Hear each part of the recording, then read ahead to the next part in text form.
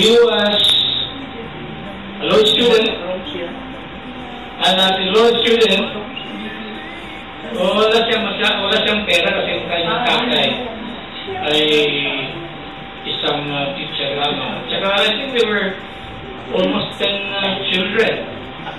So, Commissioner Tito, when he was studying, he slept at Central Market. So, he's used to his name in peace. But, because he was disciplined, he was able to finish his college. And after that, he also took up counting at the UB. So, tatawagin siya ng UB. Commissioner Tito was never charged for any administrative case, much less criminal case, while others in the Bureau of Customs, Customs Commissioner, hindi natatagal na either they resign, ask to resign, to escape prosecution, and escape with so-called honor. So, he's the only one. He retired after 40 years of service at the Bureau of Customs. And he's the only one who was given ano tawag niya parade? Yung parade ng salute ng passing review. Passing review. Siguro passing review, walang review. He's the only commissioner who was given that kind of honor. At nakalulan ng magkwento na. Then he fell in love with a beautiful girl, a doctor, who was also, who managed his life to a certain point. And, but they were a team. So became successful. And then he retired. And then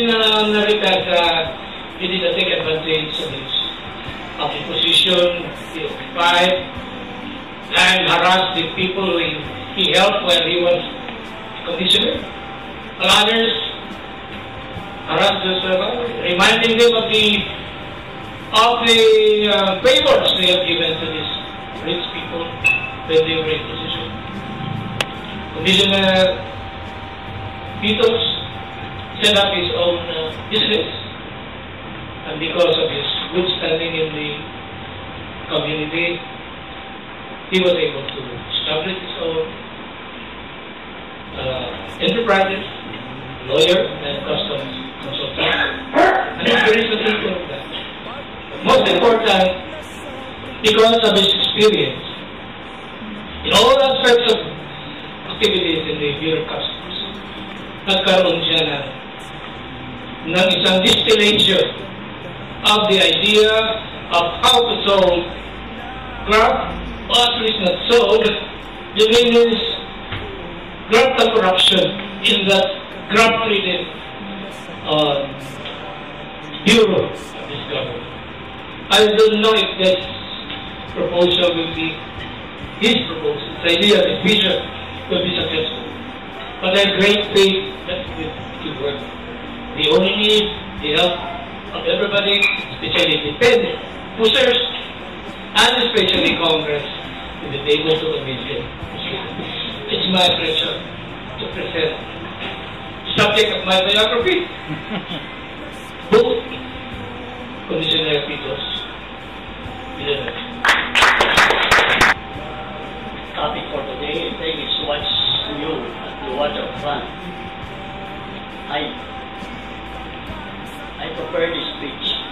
I was there to give copies to all of the banana.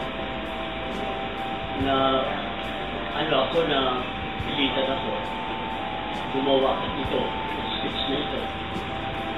Nung marinig ko yung son ng presidente, ano ba yung sinabi niya? Saan Kapal ng mukha. Kapal ng mukha.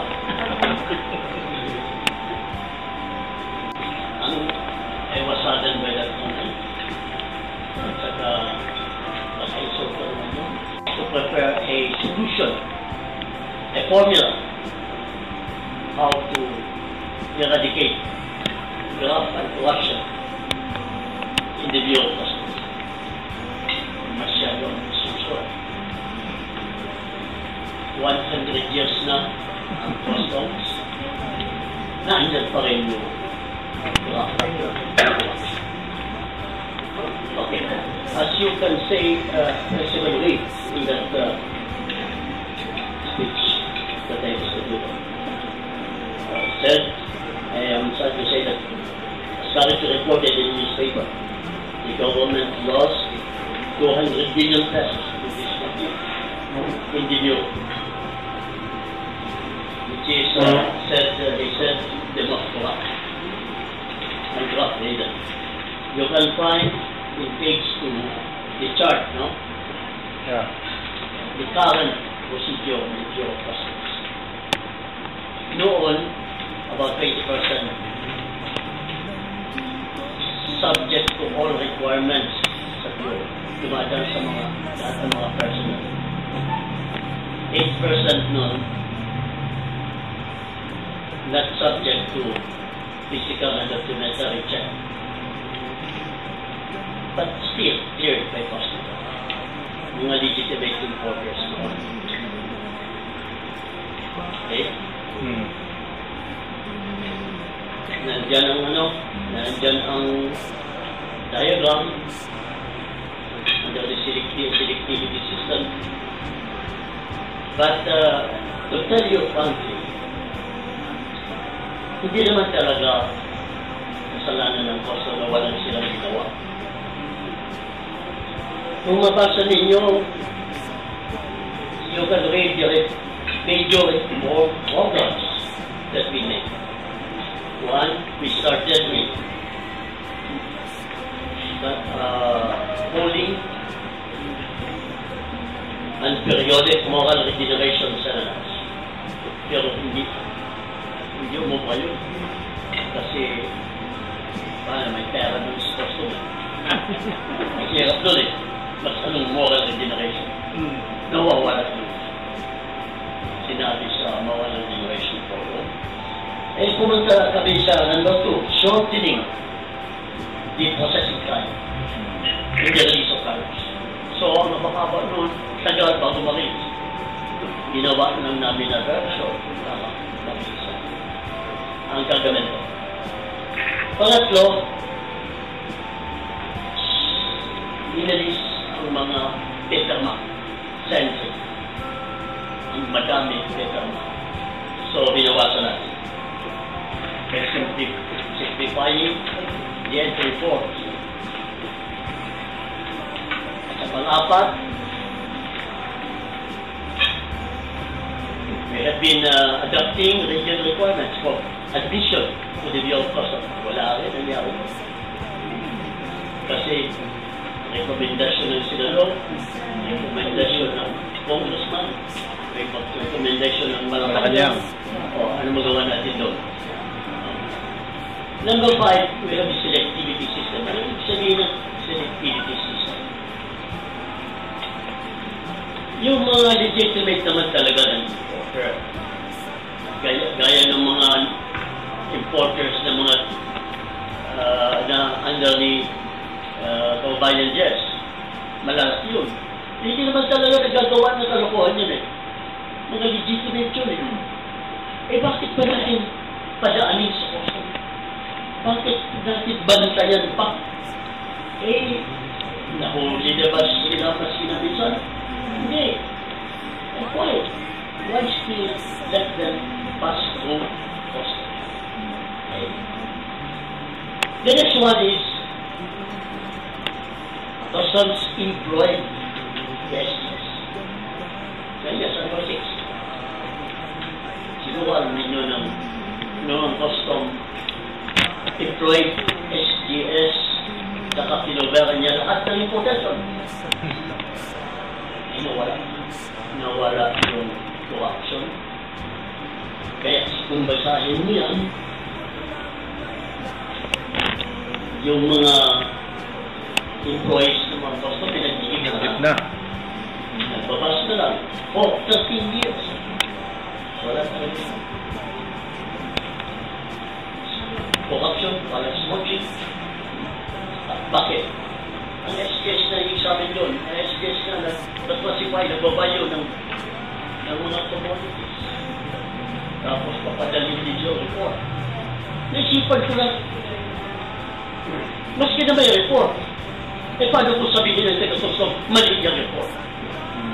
So, kaya, gumawa ko ng order, pinapirmahan ko sa commissioner ng the report of SGS is mandatory for customs to follow. Wala silang nagawa.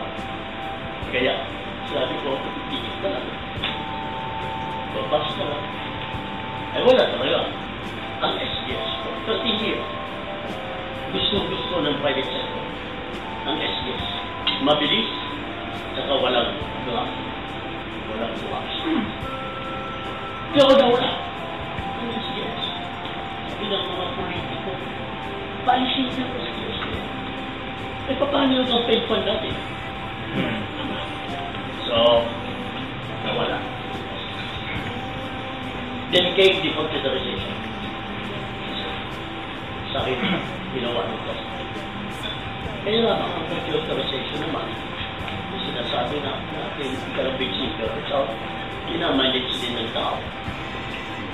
Wala rin, nandiyan pa rin ang function, nandiyan pa rin ang function. Then came, lately, adoption of life check, customs people. Eh, ito naman, kapag mahulong ka lang magtago ng assets mo, gusto na. So yun ang mga ginawa yung Bureau of Customs. Yung mga kaninin silang ginawa. Ito ang aking speech ngayon, yung nasinado yung kanina, contains a formula paano mawala ang corruption sa Bureau of Customs. Masyadong sa ginagawa ko. At saka paano mawala ang congestion sa tiyan. Iyan ang congestion. Nandiyan sa inyong ating speech. Under this proposal of mine, yung mga legitimate importers, alam naman natin yun.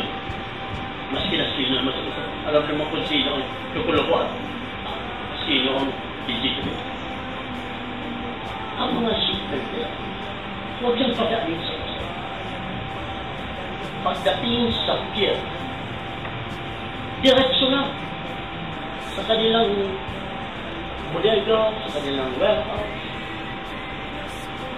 Huwag siya nagdada sa kutong. Padalo pa sa kutong, bigyan naman yung white money, bigyan naman yung extortion. But the customs entry should be filed later for payment of duties and taxes, for the purpose of payment of duties and taxes. Pagkatapos ng mga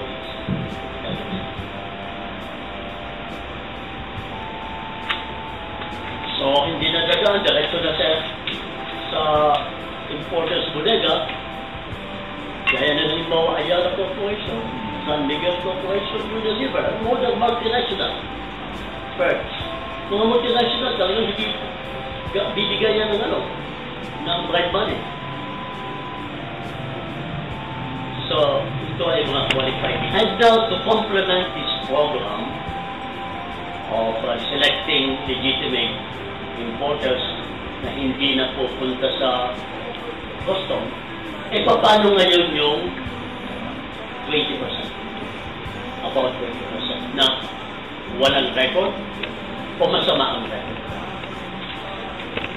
Itong 20% na ito subject to customs supervision.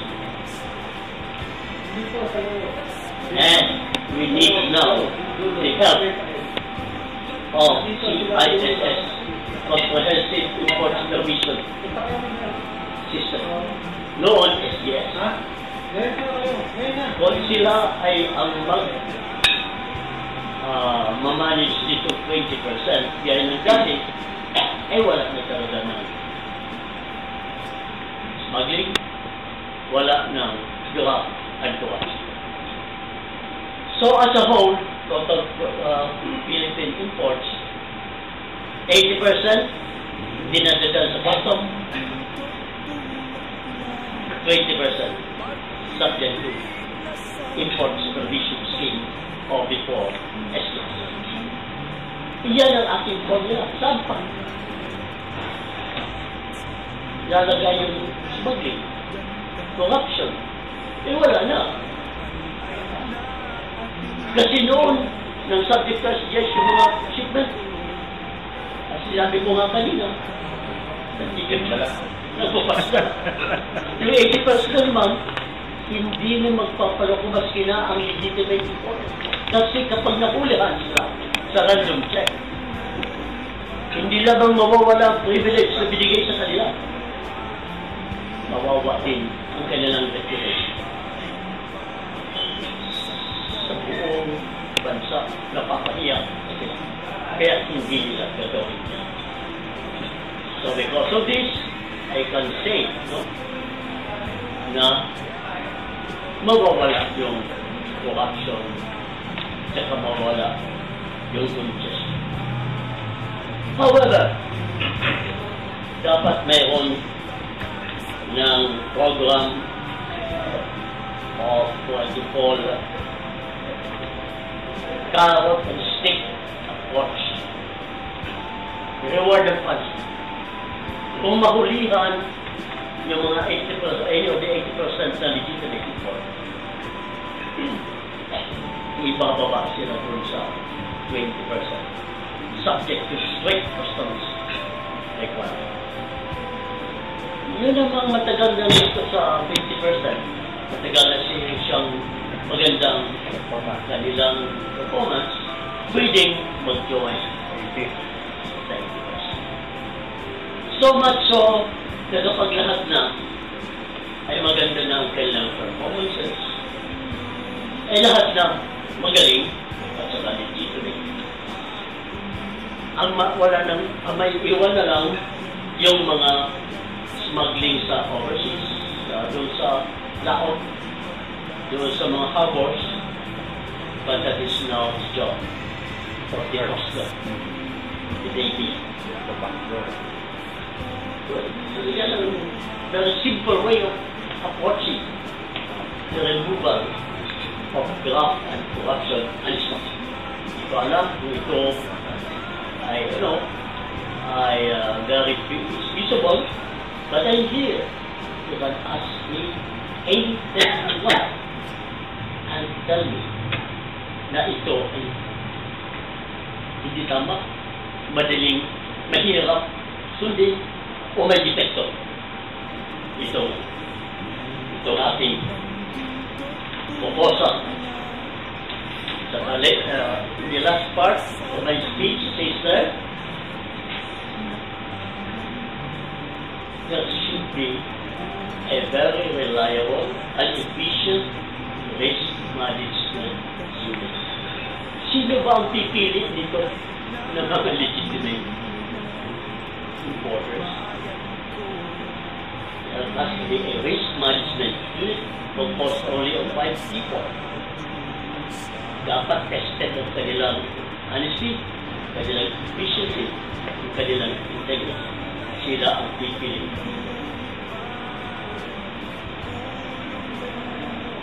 And if this is already done, we can say where there is where the country is already free from graft and corruption, that the business environment will improve. Kung maganda ang business environment, yung mga member ni Kababayan Yes, mag-i-improve dahil sa ang climate, wala ng corruption, wala ng mga delays in the release of shipment. Saan pa pupunta ang hindi pag-expand ng businesses? And with expansion of businesses, mas maraming job of the politics. That is short instructions. And now I'm free to answer for your questions. Ito po, sir, no? You have a very well-founded proposal. What do you think? Why should that be implemented or adopted by the present dispensation or the past This dispensation? is being presented to the current administration. This was not adopted by me when I was there, because I was added to the process of constituting the risk management unit, but it was overtaken by my retirement. Kaya siguro sabi ko, representa natin, baka ma-adapt ito ng ating administration. Thank you. I do agree, for instance, the pre-inspection. Yes. But when they started talking about pre-inspection, the only objection I have is that the payment should be done by the government. Why the government? Sabi ko, hinantulan ko, sabi ko, there is the reason given by customs that only customs can file cases of smuggling. And I said, why? Because kami ang nawawala ng pera. Kami ng customs. So kami may interest. Sa pre-inspection, sino bang makikinabang kung may nahuli? So it's government. Kanina binanggit ko yung inspection sa mga fire department. Dapat, kahit ang gobyerno, inalintuan ko, sabi ko, ito ang supermarket, ito ang nag-import. Sabi ng custom, halimbawa, dala ng gwardiya dito ka sa pinto, ha? Lahat ang papasok dyan, i-report mo. Pag nagawa ng kasalanan. Pero ikaw, supermarket, ikaw magsuldo, ha? Absurd. I will pay for somebody to catch me. Absurd. It should be government because government will be benefited by a larger tax. I go for the principle, but should be government. I submitted a position paper to itong sila Sibilla nung nag-umpisa sila. Then I said, if you insist that the importers will pay, you implement it, because before you implement it, kung talk lang, I cannot file anything. But I will file it here on the basis of an analogous situation where you insist, custom, that you be the one to file because you are the one at the law. And I'm using the same argument that you should be the one to pay because you are the one spending. Yes, I agree with you because the pre-inspection before was successful. Dahil nga, pinabayaran yung SGSO. Pero dapat, kung ang importer ang babayaran, may kulegos ka dyan. sa ganit, kahit na legal, tumudahan mo. Ayun. Dinagyan ito. Tama ka dyan. Yun yung baby Government. I support that. Tama. Yeah, please. Question 4. Sir, good evening. Good evening. Both of you have explained the reason for corruption. You have also some proposal regarding your advocacy how to lessen bureaucracy and corruption in Kosovo. Sir, I would like to ask both of you, what branch of the government has corruption that exists? So government that would implement Any branch of the government that exists now, this. not only Kosovo, all branches of government corruption exists. This From barangay level up even to student leader. Corruption exists. Barangay Because no of that. tyrants. Yes. Because of too much No longer money. being tyrants, sir.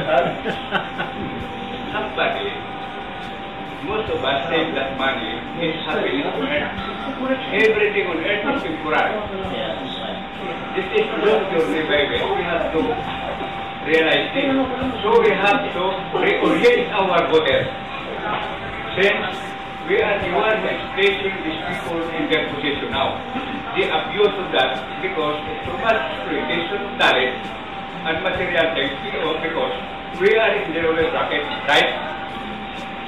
Out of that, I think we have to begin from the reorientation of our content. Number one, so raising so much love for money. You know, the state was already designed by God. It is only for the purpose of man that destroys the purpose of God, that you will get an harmonious relationship of one being to the other. Okay? Because of that great pride, false pride, we have all these troubles in this country, not only here, throughout the world. We must remember that our life is only temporary. Everything we leave behind. Now, in order to have the legacy of our own, we have to train that leader who is a person. Thank you, sir. The removal of draft and corruption, which still would only apply here, because you see, it talks about importations. And it says, legitimate importers, hindi na dadagdag, at saka, talks also about customs personnel na subject to SGS. Parang yung green day na dito. Customs personnel. Yung problema kasi ng Bureau of Customs, why that latitude of discretion is greatly abused, yung mga appraisers. But I understand that under the double trade organization, we have the transaction value. In this case, it should be based on commercial invoice, right? Ganon. But unfortunately, once dumating dito yung cargo, yung mga appraisers dyan sa customs, they will always assert that provision in the TCCP na they have that prerogative to value itong product na ito based on nandito sa market. But whereas, ang WTO talaga maliwanag, it should be based on commercial invoice. How do is that, ano ba talaga ang position ng Bureau of Customs in that? Si Sergeant, at saka si Attorney. Under WTO, it is transaction value. But unfortunately, it is the much abuse. Because, nakita mo yung in-advertise na cigarette ng biyaya. Ito ang presyo. All importations of tobacco leaf, 400, 250, 300. Here comes another company, 36. The fight now is not on tariffs. The fight, mostly technical, is reducing, it is undervaluation and under-declaration. Why? Because you take a percent, wala na halos tariff natin. Ang ginadaya ngayon, yung value-added tax, which custom is collecting for and in behalf of the Bureau of Internal Trade. Kaya nakiaway sa akin isang commissioner noon. Sabi sa akin, wala namang tariff na halos eh. Ano pa ang dadaya niya? Bukay pa ako. Magkano ang tariff? 6%? 2%? Eh magkano ang VAT? Ay, oo nga, 12%. But under WTO, there are 6 methods of questioning a transaction value. Alam ng customs siya. Pero gagamitin ng customs, pag ikaw mamang at hindi mo alam, tapos ka na. Pero pag in-argue mo, ay makikinig. Kasi nangyari dyan sa meron mga ibang appraisers dyan na ang gagawin nilang reference value, yung equal and the same product, yung nasa local market na. Kaso lang, ang mga inputs dyan, nandiyan dyan na yung profit, other indirect cost. Kung yan ang gamitin mong reference value, di multiple taxation na siya. Hindi, mayroon na ngayong, kaya nga sabi nila, mayroon talagang may reference value dapat. At yan ina-update dapat. Diba dito sa... Halimbawa, anong reference value ng bakal? Steel ba? May mga magazine niya, steel, metal bulletin, nandun lahat. Ngayon, kasalanan nila, kasi may nangyari noon. Pinasa yung mataas. Hindi okay, masaya sila. Nalimutan nila ngayon just nung bumagsak. Nagreklamo ngayon mataas, sabi ng customer, hindi mo ako binabago. Kasi tetest din yun. Kaya nga dapat talagang maagap ka eh. Kaya nga tinatawag na, sabi nila, ayaw nila i-publish yung value eh. Ayaw nila i-publish dito.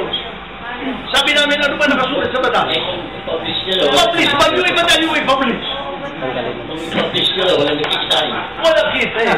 Kaya nga, pikit mata nakikita. Wala nang lalaroan eh. Well, to your question, Yeah, okay. Thank you. yung alam nila about WTO, alam nila Alam yun.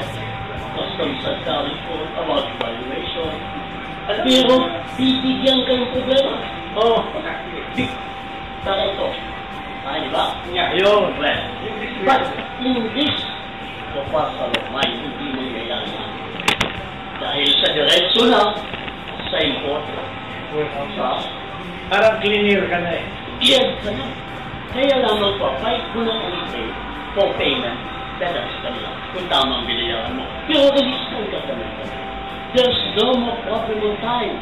Hindi na problem up. Hindi na ko yung kapag likod ka. Wala na yan.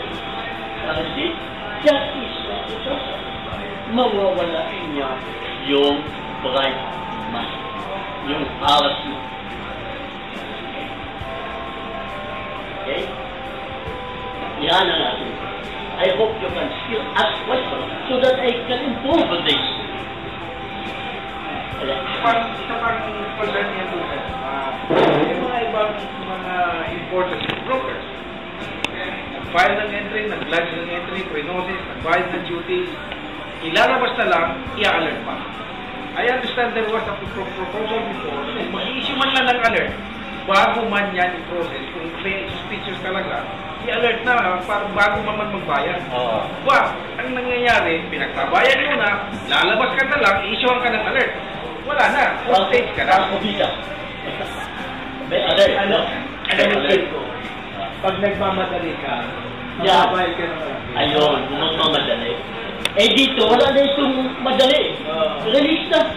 Nawala na yung kagabi. Ano pa? Iyakan na sir, conditional release. Ayun na, basta release. Ang file and later. Now, they can question you later on file mo na yun. But you have to defend it in court. Kung alam mo sa Kalimitan sa costo. Tadam ha? Okay. Ito, bear in mind, because you might want to go into importation. Kailangan magaling ang inyong manifestation.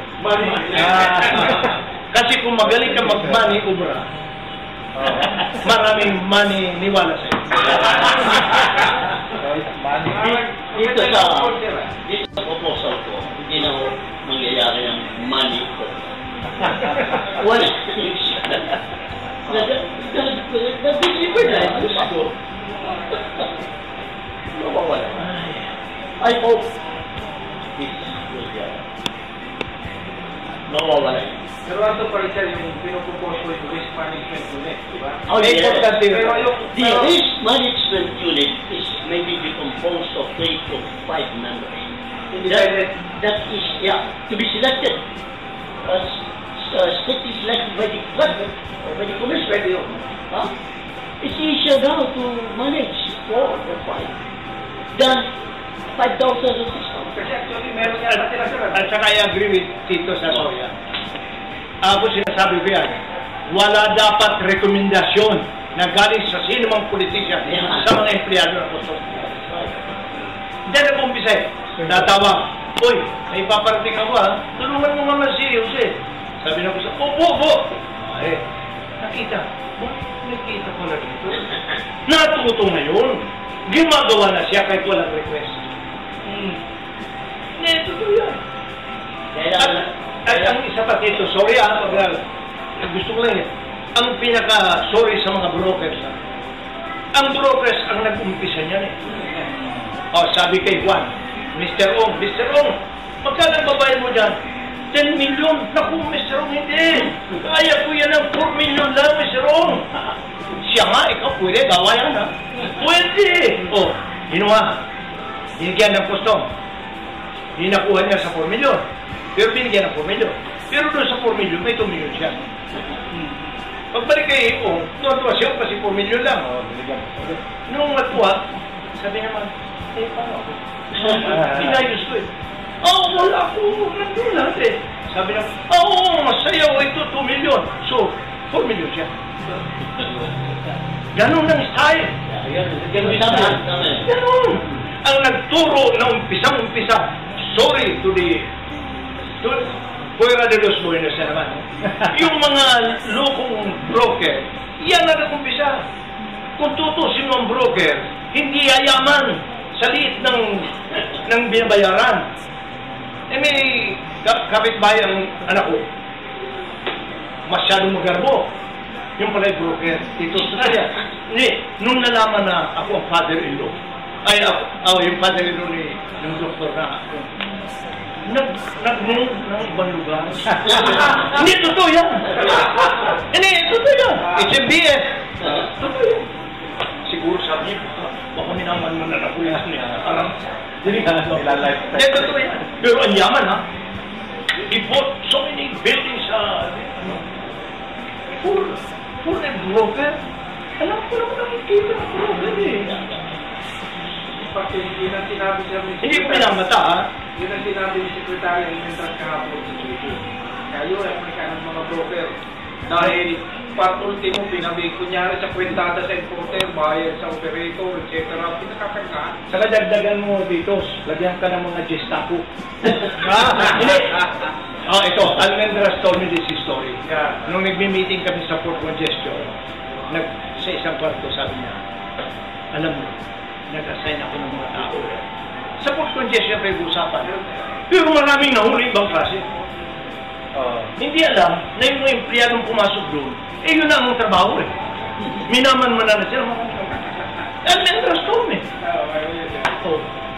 Alam mo kasi, pati mga gustong pulis. alam mo kasi sa custom, talking about yesterday, when I was there, nandun nandiyan sa Admiral's Pardon, pinadala ang mga fresh graduates sa PNA. Tama yung si Enrique na nandun noon. Fresh graduates sa PNA. Ay, wala pa yung mga sinasage pa yun eh. Nakurakin. Wala ka ba nagawa? Nakurakin. Nakurap din. Kaya, punta na tayo doon. Kailangan ito ka. Formula. Okay. I support that. Direction. Refinement natin. Ang ating problema lang yung 20%. Yung talagang ma-identify mo na lokal. Doon na lang. Itos, di ba mayroong green lane? Yes. May nahuli kami.